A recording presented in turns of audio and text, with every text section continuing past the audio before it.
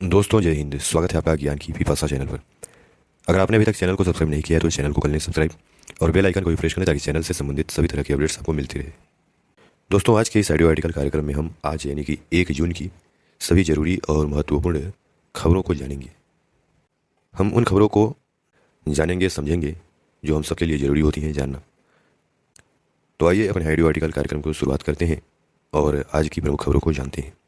दोस्तों आज के प्रमुख अखबारों में जो पहली महत्वपूर्ण खबर है वह यह है कि भारत की जीडीपी की वृद्धि यानी जीडीपी के ग्रोथ को लेकर के एक खबर आई है, उसी को है यानी देश की जीडीपी के ग्रोथ से संबंधित यह खबर है। तो आइए देखते हैं क्या है। दोस्तों इन आंकड़ों के माध्यम से बताया गया है कि देश की जीडीपी की वृद्धि दर जो है बीते वित्त वर्ष यानी 2022-23 में 7.2% रही है, जिससे कहा जा रहा है कि दुनिया में बड़ी अर्थव्यवस्थाओं में सबसे अधिक रही है। यानी 7% के पार जीडीपी दुनिया में सबसे अधिक 2022-23 में जीडीपी की वृद्धि दर 7.2 बताई गई है। दोस्तों इस पर अखबार लिखता है कि विकास की दौड़ में अर्थव्यवस्था लगातार अव्वल। 2022-23 में 7.2% रही है विकास दर यानी ग्रोथ रेट। चौथी तिमाही में 6.1% की दर से बढ़ी जीडीपी।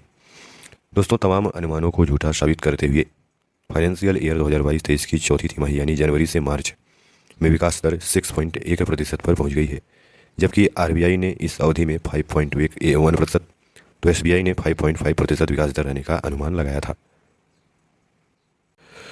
दोस्तों चौथी तिमाही में अच्छे प्रदर्शन की बदौलत वित्त वर्ष 2022-23 में विकास दर 7.2% रही है। हालांकि यह वित्त वर्ष 2021-22 की विकास दर 9.1% के मुकाबले कम है। हालांकि अभी भी दुनिया में भारतीय अर्थव्यवस्था की गति सबसे तेज है। इस साल जनवरी मार्च में चाइना की विकास दर 4.5% रही है। वित्त वर्ष 2021-22 में भी प्रमुख देशों में भारतीय अर्थव्यवस्था की विकास दर सबसे अधिक थी।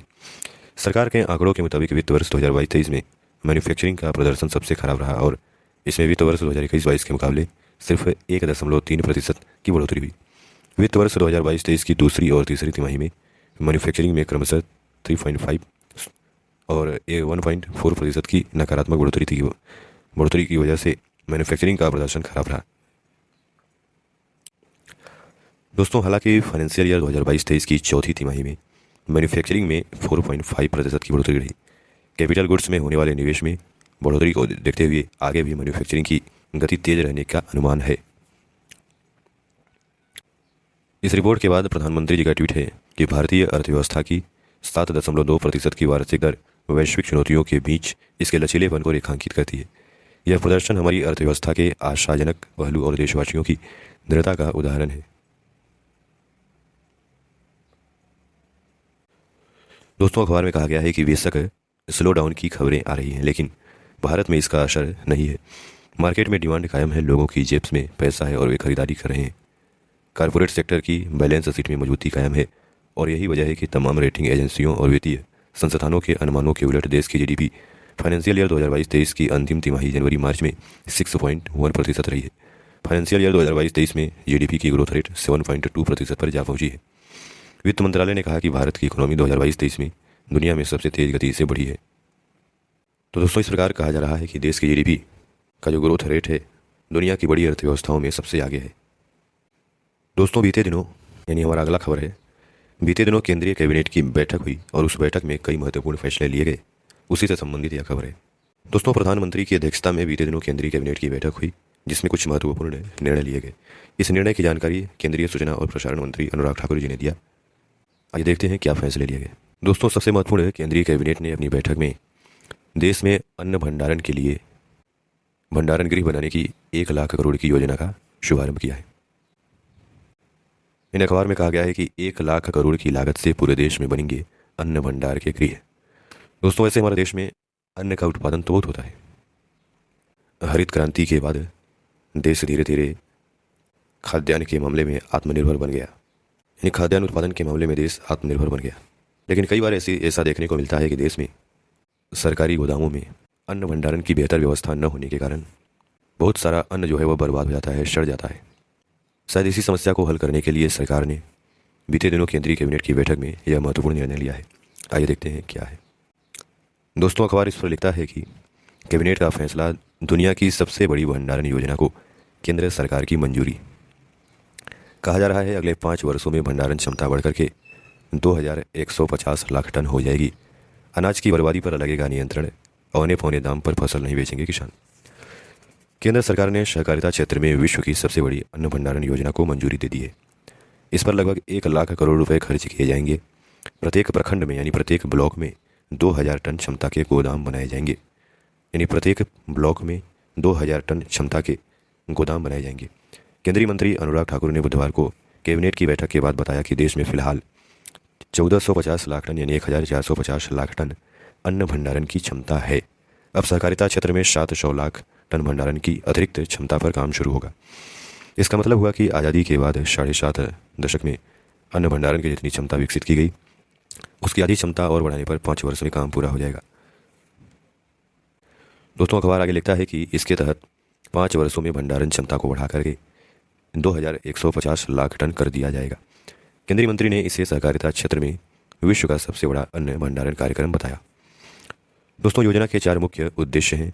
अन्न भंडारण सुविधाओं की कमी के चलते अनाज की बर्बादी पर नियंत्रण और किसानों को औने पौने दामों पर फसल बेचने से रोकना।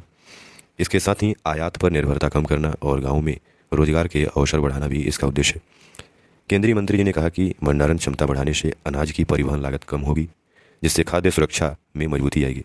देश में प्रत्येक वर्ष लगभग 31 करोड़ टन से ज़्यादा अनाज का प्रोडक्शन होता है, किंतु वर्तमान भंडारण क्षमता के तहत गोदामों में कुल उपज का 47% तक ही रखा जा सकता है। एक रिपोर्ट के अनुसार गोदामों के अभाव में 12 से 14% तक अनाज बर्बाद हो जाता है। तो ये काफ़ी बड़ी चिंता की बात है। योजना पर शीघ्रता से काम के लिए सहकारिता मंत्री की अध्यक्षता में एक अंतर मंत्रालयी समिति का गठन किया जाएगा। समयबद्ध और एकरूपता के साथ क्रियान्वयन के लिए सहकारिता मंत्रालय देश के विभिन्न राज्यों और यूनियन टेरिटरीज में कम से कम 10 चुने हुए जिलों में पायलट परियोजना चलाएगा। अखबार आगे लिखता है कि बाद में इसे सभी राज्यों में लागू किया जाएगा। योजना की गंभीरता का अंदाजा इसी से लगाया जा सकता है कि मंजूरी के सप्ताह भर के भीतर ही इसको समन्वय समिति का गठन कर दिया जाएगा। 15 दिनों के भीतर कार्यान्वयन दिशा निर्देश जारी कर दिए जाएंगे और 1.5 महीने के भीतर पैक्स को भारत सरकार और राज्य सरकारों के साथ लिंक करने के लिए एक पोर्टल शुरू किया जाएगा। दोस्तों, देश में अभी लगभग 1 लाख प्राथमिक कृषि शाखा समितियां यानी पैक्स हैं, जिनके 13 करोड़ से ज़्यादा किसान सदस्य हैं। योजना के जरिए पैक्स को मजबूती मिलेगी। पैक्स के स्तर पर भंडारण गृह, कस्टम्स हायरिंग सेंटर्स, प्रसंस्करण इकाइयाँ आदि कई तरह की कृषि अवसंरचनाएं बनाई जाएंगी। इससे पैक्स बहुउद्देशीय बन सकेंगे। गोदामों के निर्माण से भंडारण की आधारभूत संरचनाओं की कमियों को दूर किया जा सकेगा। इसके साथ ही पैक्स को कई अन्य गतिविधियों करने के लिए भी सक्षम बनाया जाएगा। तो दोस्तों, इस प्रकार बीते दिनों केंद्रीय कैबिनेट की बैठक में यह योजना यानी अन्न भंडारण के लिए योजना शुरू की गई है, जिससे कहा जा रहा है कि यह दुनिया की सबसे बड़ी अन्न भंडारण की स्कीम है।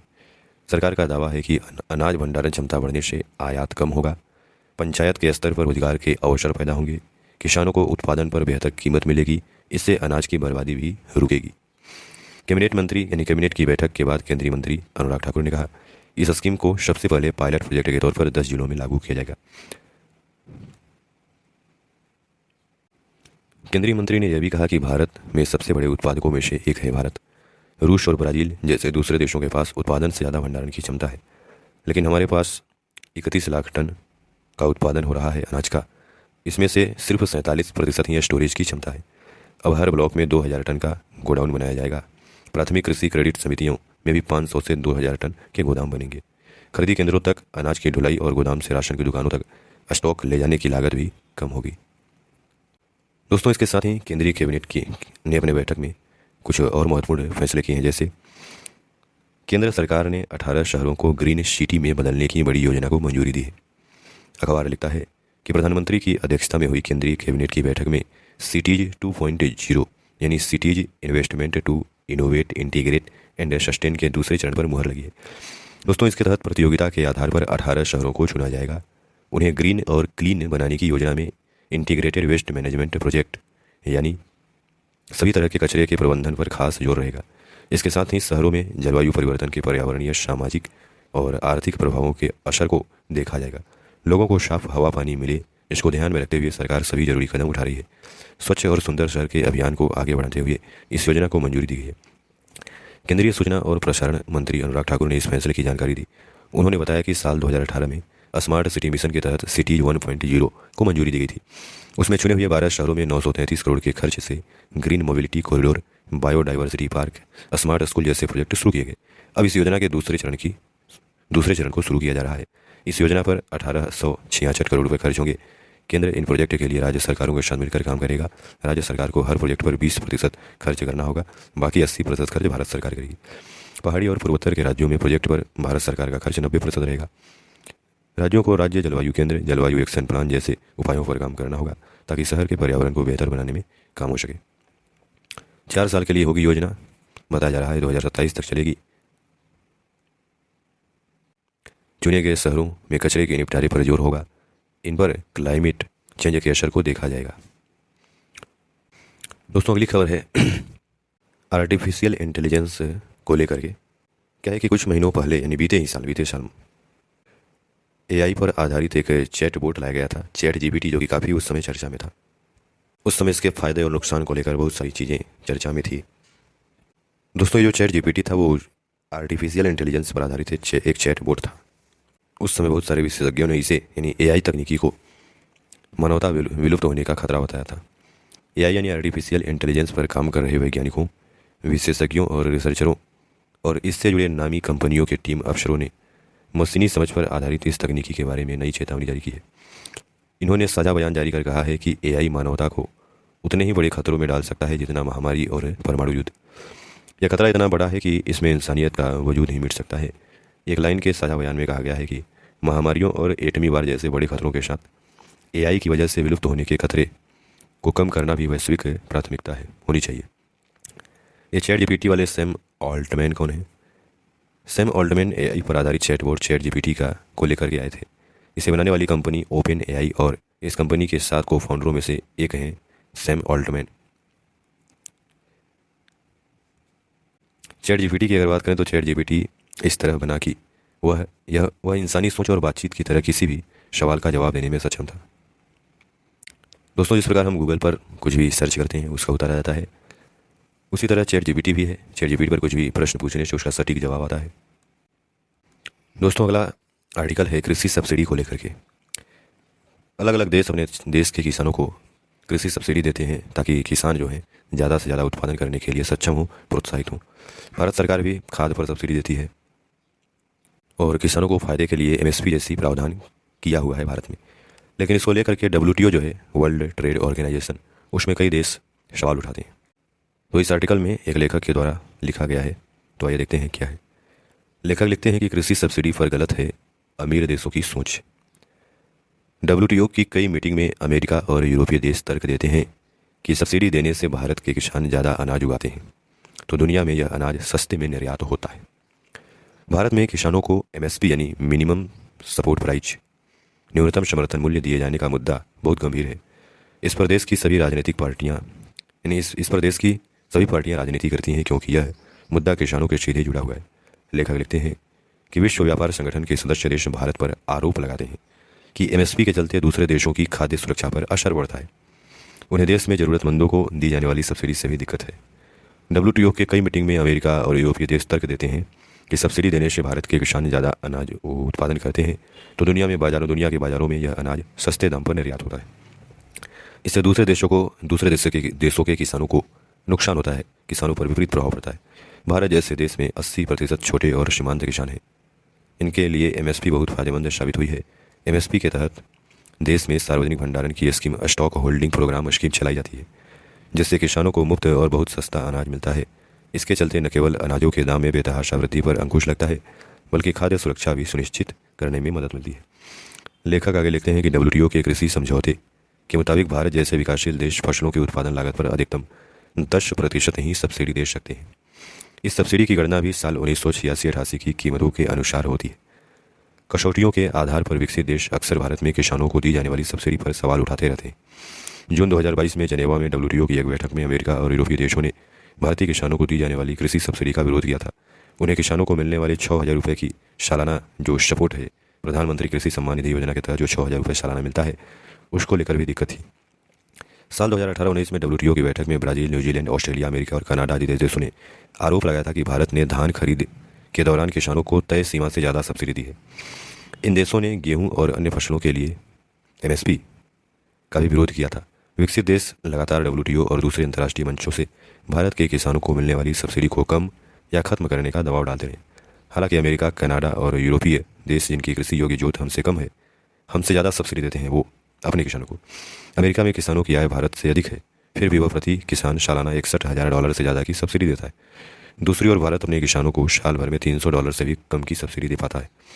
आज भारत एक उभरती हुई अर्थव्यवस्था है और उसकी अपनी चुनौतियां हैं। कृषि उत्पादों के निर्यातक देशों में भारत 7वें नंबर पर आ गया है। हमारा कृषि निर्यात 2021-22 के दौरान $50 अरब के पार पहुंच गया था। आज दुनिया के कुल चावल एक्सपोर्ट में 45% हिस्सा भारत का है। दूध उत्पादन में हम पहले नंबर पर हैं। हम दुनिया के दूसरे सबसे बड़े मछली उत्पादक देश हैं। ब्राज़ील को पछाड़ते हुए सबसे बड़े चीनी उत्पादक बन गए हैं। 2020-21 में पूरी दुनिया में 560 लाख टन चावल का निर्यात हुआ, तो कोरोना के दौरान भारत ने अपने 80 करोड़ लोगों को 580 लाख टन अनाज मुफ्त में दिया। यानी पूरी दुनिया में जितने चावल का निर्यात हुआ, उससे ज़्यादा चावल भारत ने अपने लोगों को मुफ्त में बांटा। भारत में इस समय लगभग 14.5 करोड़ किसान परिवार हैं जिनकी अपनी समस्याएं हैं। भारत डब्ल्यूटीओ या किसी अन्य अंतर्राष्ट्रीय संस्था को खुश करने के लिए अपने किसानों की सब्सिडी और सरकारी सहयोग में कटौती या उसे खत्म करने का जोखिम नहीं उठा सकता। लेखक लिखते हैं, ऐसे में भारत को अपना रुख इस मामले में बिल्कुल साफ कर देना चाहिए कि अपनी संप्रभुता और नागरिकों के हितों की रक्षा के लिए यह कोई समझौता नहीं करेगा। लेखक जो है पूर्व सांसद हैं। तो दोस्तों, आशा करते हैं कि आपको इस वीडियो के माध्यम से काफ़ी कुछ जानने को, सीखने को मिला होगा। धन्यवाद।